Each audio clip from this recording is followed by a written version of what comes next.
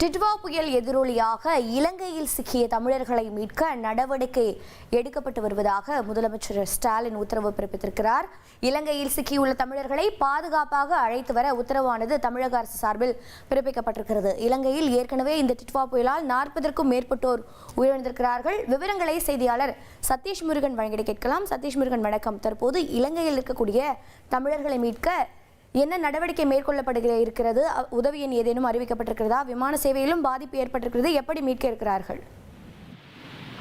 வணக்கம். டிட்வா புயல் காரணமாக கடந்த சில நாட்களாக இலங்கை பல்வேறு பாதிப்புகளை கடும் பாதிப்புகளையும் சந்தித்து வருகிறது. குறிப்பாக 23 மாவட்டங்கள்ல சுமார் 1.5 லட்சம் குடும்பத்தை சேர்ந்த 4 லட்சம் பேர் பாதிக்கப்பட்டிருப்பதாக அதிகாரப்பூர்வ தகவல்கள் வெளியாகி இருக்கின்றன. இலங்கை அரசு இதை வெளியிட்டிருக்கிறது. இந்த நிலையில இந்த பலி எண்ணிக்கை என்பது அதிகரித்திருக்கிறது.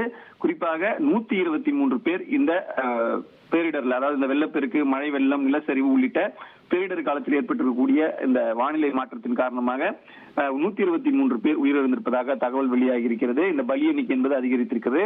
அதே போல இதுவரை காணாமல் போனவர்களுடைய எண்ணிக்கை அதிகாரப்பூர்வமாக 130 பேர் என்பது அறிவிக்கப்பட்டிருக்கிறது. இந்த எண்ணிக்கையும் அதிகரிக்கக்கூடும் என தகவல்கள் வெளியாகியிருக்கின்றன. குறிப்பாக இந்த விவகாரத்தை பொறுத்தவரையில 17 மாவட்டங்கள் 18 மாவட்டங்கள் என்று பாதிப்பு கணக்குகள் வந்த நிலையில தற்போது 25 மாவட்டங்கள் பாதிப்பு உள்ளாகி இருப்பதாக தகவல் வெளியாகி இருக்குது.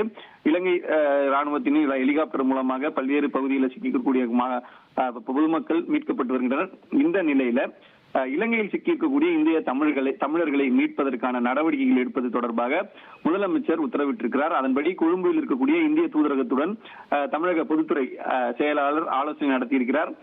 அங்க இருக்கக்கூடிய இந்திய தமிழர்களை மீட்பது தொடர்பான நடவடிக்கைகள் எடுப்பதற்கும் தமிழக அரசு சார்பிலிருந்து இல்ல தமிழக அரசினுடைய உதவிகள் தேவைப்படும் பட்சத்துல அதற்கு உதவ தயாராக இருப்பதாகவும் தெரிவிக்கப்பட்டிருக்கிறது.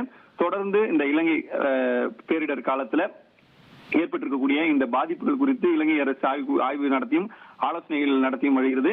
இந்த சூழல் தான் தற்பொழுது இந்த பலி எண்ணிக்கை அதிகரித்திருக்கிறது. அதே போல அங்கு சிக்கியிருக்கக்கூடிய இந்திய தமிழர்களை மீட்பதற்கான நடவடிக்கைக்கும் முதலமைச்சர் உத்தரவிட்டிருக்கிறார்.